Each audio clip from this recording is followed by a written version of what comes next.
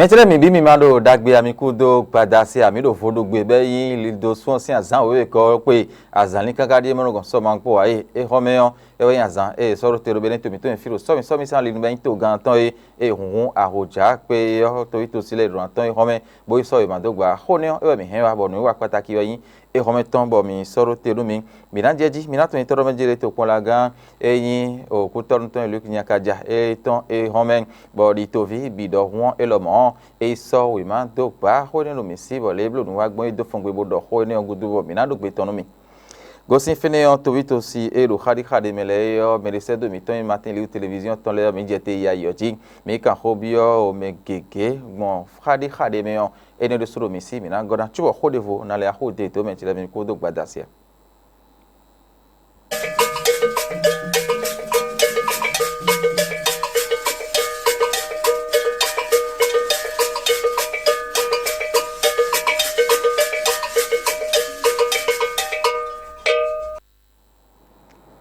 Somi sin azan e wai e home do bene ikungba bi huiji bo to ito sileo ye zewe bo wai so e mando gba me ro poropo itan ijolo do eni wa into gan nu bene to mi ton do so ye do na ho ro ko itan me don e ho no mon ko tan o me bi we rolendo e home bo ya zan de do foro ya zan pataki nu bene to binat no benjele to kon la gan ko ton lu ko nyakaja e lo mo e zewe bo iso o we mando gba eni ogudo o mi kan hobi e hoido yo edi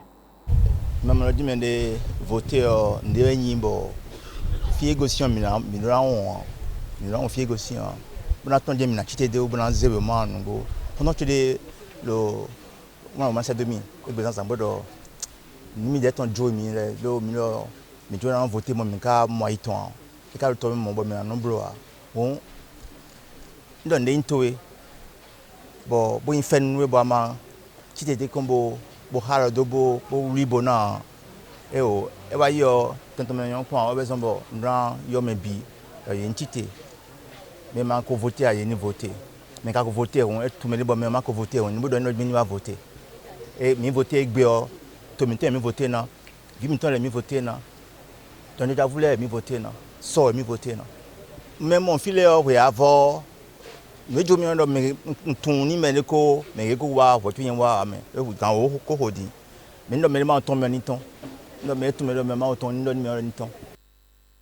ene mentele mi e kede ya me chubo nu e kara so e ma do pa me de we o se na no se do ayo jibe no hen we gbole bo hen we na si ho za bo to bile wa no bi na to kanjie ma television ji yo mi de se do me se do ayo bi hui ji hon mi se po me de mi gan e se na so ro fi bo mi na si pe nu kundo so mi owo no hodo ule ni fla fo an le ganji ami hon do kan me andio mi kan ho bi o ku de ton bo ye ele e gbon fu pere ma se homeo bo mi na pon yele nous PV 11, le EPP Cotonou Centre, le arrondissement Cotonou-Tomi. Si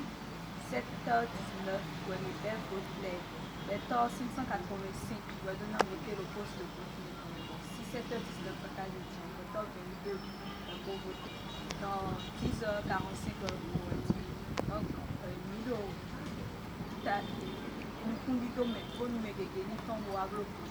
EPP Cotonou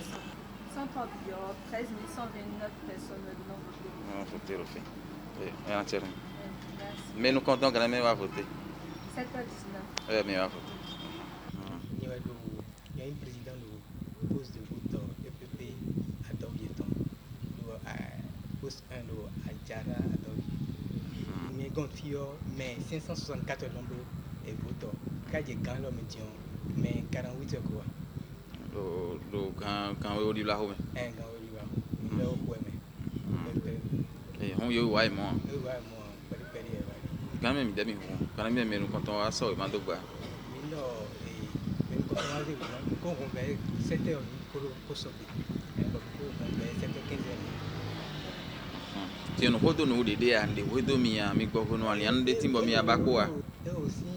mi o to le biro on to di wa yo no ko jero ko je ko mi wa fi on de ko do mi ìgbé àti ọmọ ìwà ìmọ̀lẹ́ epo àbí níbi ìdókàn sí yèmí lẹ́ka ìwà rẹ̀.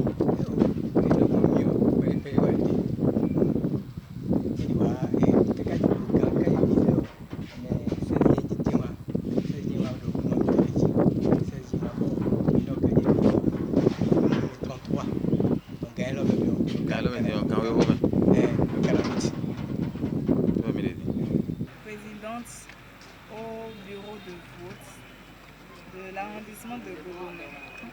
le quartier d'Eni. Chez moi, nous avons 573 votants et actuellement, nous sommes à 20 votants déjà qui sont passés chez nous. Précisément chez moi, c'est 573, mais dans tout l'enceinte, nous avons 13 004 votants. D'accord. Maintenant, vous avez ouvert à quelle heure? Déjà à 7h05, nous avons le premier votant. Nous avons au total 9 postes de vote. Je suis la présidente du poste de vote numéro 3 et nous sommes déjà à 20 votants. Bon, je pense que dans la suite, on aura plus de votants. Poste de vote numéro 1, nous comptons et nous avons et peu de corps 1 et ouais midi. Et nous avons fait finalement azome ko pepe vedo ko amena mo gbeto 10235 when a voté au fio ko we BCC azome ko BCC poste de vote numéro 1 gbeto 484 kana voté poste de vote à ton wero EPP vedo ko 1 maternel o me mina mo poste de vote we e ka wa fio singan tewe me mi ko honhon mi ka ro fidion mi ka ko mo mede amenu konte wa bo ya voté 7h46 we wa bo a voté. Mais quand on le sait, mais belle 7h46, on est full 16h46. Bon, nous, mais les BCC, nous, mais les nitons, c'est pour les bois bleu photo. Mais les cotons, des bagues, mais des débits de la mangue, et coton. Elen demi mogbo yo, mi gbon fe doko, mi gbon godo men kokoto men centre, mi gbon kokoko di gle kwe pa o, ajra dovi ha nle bi kwe men bo yeme do hole yo, kwe do mene dozu jage gbe friend bo le de gben do paton kwe le to ito sile ma ti ton gben ipodo le de gben ipo e do ko men. Mi go sin ni on di yo o to vi pa de letin abi to nu kun de letin bo khari me on ye ton wa so o we man do gba o godo men fene din kaka gbon kokoko di yo mi kan hobi yo mene mi la pon yele. Quartier Oué, quartier Oué, Kokodji, Kokotome, Seloli Fandi, Djekota, Amahou, Songa, La Paix, Tokpa, quartier Oué Néléo, et ouais, un coordonnateur. On compte en bois. Nous avons voté 10h, 7h, bureau les dons a voté. On a bien 7h15, mais les 7h20. 7h30 au bureau les bureau à Toero, PPP, au codifi. Et mes pays, au Rasoa, comme elle est au Viva. Et nous avons nous de Flafoa, Terre Jeton, Terre Borweno, Terre Kabako. Et profit d'yon, qui vous doit, les bureaux sont mais elle est au Viva, Doko. À mon midoté, comme elle est attention à Missalé. Il faut à Missa trop et nous avons voté. Et derrière, il a dit, ouais, j'ai voté, donc vous dites, mais il y a aussi ça. Bon, nous, il y a les filles, on y a tir au fier. Sécurité des soldats, les représentants candidats, il y a le bureau de vote, les filles. Bon, nous, bureau, il y a les filles, mais on va dire les photos, nous, d'accord. Aïe, tout vivre, somme, science, aïe, il faut tout abaro to emiton ni no fifa me abaro to emiton ni nukon do udo ero to mele pio mi mai voter o so gan to eme no ta bari bo wan no tinde o de no yinukon beneto to rewe yin bo fa bo mi dogbe nu to gan sisi je ha Patrice Talon bo dogbe nu gan yade mais ils ont tité mais et leur doté bon nous bidou hier listen comme il a sorti au gant to FIFA médium mais donc venu hier pas de dire to miton bu ko jẹ́ na yi wa blo poto de wa le o gbe lo se me e ka yi nìkan di do de yin finu konton mo bo ti lo fini an wa fi we go wa bondo ji lo ku so de video me ji to ku ja ku o be ka yi ni bo yi ma la ti de ba fi de na bo ti de omo nka je fini won bo ti o sa tongo wa mo ko ti de bon ka bo ti ni nìkan di on bo ti me de se ni mi en so ma do gba di an enyon ku te me o ku te me bo ne de mi so do gba be na ton na ha ni ba mi na mo fifa ba ba mi de ko mi so mo nígbà tí àwọn yàn gbàgbàgbà náà lọ fífa bó náà hàn níbọ̀ nígbà yìí wọ́n lé ọmọ náà hàn sí ẹjọ́ mi à fífa ọba nílé tòmítọ́ ní fa ní c'est tout ben dio nya he ya FIFA wa FIFA na team ko ni na mo FIFA la ya la yo ni to le de na mo FIFA ba me na mo na sa ta mi kon kana he me cha we o de su na mo FIFA ko kana he ni kandi ta di we ko to bi na tom na so ma do ba ko bi ma tom so ma do ba enyu ta di we ta di ta we ko bi na tom so ni conseil do polo ko ko ici conseil là to vi dagbe si afo wa de no vote e mi do na bro ayi e ron egbe o me ayi to vi dagbe o na de afoto wa vote oui ayi to vi dagbe o mo ko ton wa alo na ton bona so me droe do gba me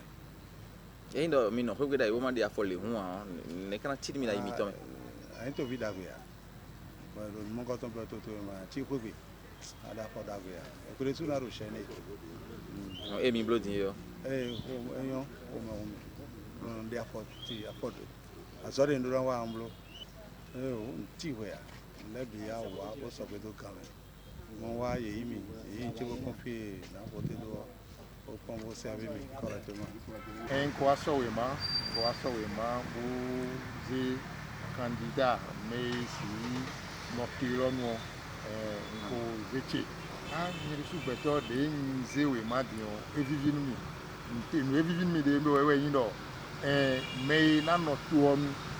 but tuon na yin ko me na no tuon but tuon na mo FIFA eyin do me de se do nche ya ni su eze ni su e pon me do li so di bo pon do a me ne o nu mi ze tu ojo ni o to vi e bi na mo FIFA me ne o mi ze tu o ni o e o ina ploto bo mi me bi o mi na mo mo kon yiro tu o me ko FIFA na tinu mi go de west mi to quartier owe ele minato ni tono menjele o akpakpa de so ye me do ha me tono iton boy so ma do pa do to kon la vie we go me kan hobio me kin we de bo le so ma do gba gudo ko do di au deuxième arrondissement fi mile ndagbe mi no di ne akholuzo asode gbero ni bai tozo mi no fonde jibunu bai donc ou ko mi o fondo afon bon mais la fond mais nyedo mi to vi dagbele yo tombo to vi wa buto aso iton wa donc bi lo so de mi wa mi mo mele wi wa boyi ne mi wa to afon to mi la mo de mele to ran lo donc egbe segbe mele e ya wa bon evoto yi mageza mele voto wi wa evoto egbe asan dewe mbodo tengbe menu mi men to vile o mi dona ton ona ze gaina reminonu ko tenwe de jawe dion donc amaka ton boys voter a akanado de to na asiken mo na do to ho so do sommer donc anyway zombo mi wa ba voter egbe mi o mi a bibionu me kporo pegbele o de kinklin boton boaze kan yo de jawe dion ni eze gan yo mi mo lo to mi ton avo inu kan o mo nu ko tenwe de jawe dion ama voter nya e bro ko tenwe go so ala boy go te wa de fi mero amisale ya mero mosque si gbanje mero ton si gbanje e me bi ni ton ini kinklin boya ojo me bi do hi e me bi ni wa voter egbe hokporo misi kamezo mi no wa yo kameo eyan mi wuli no wa mi ton e na je fne yo no e po kunpla so mi le so ma do gba danu ton e sin kon ye e ton simen do fidi le po do ndevo po no wa mi ton e na je fne yo mi na lo le ton e na chere mi kodo te bo kodo to do me kodo ye kosia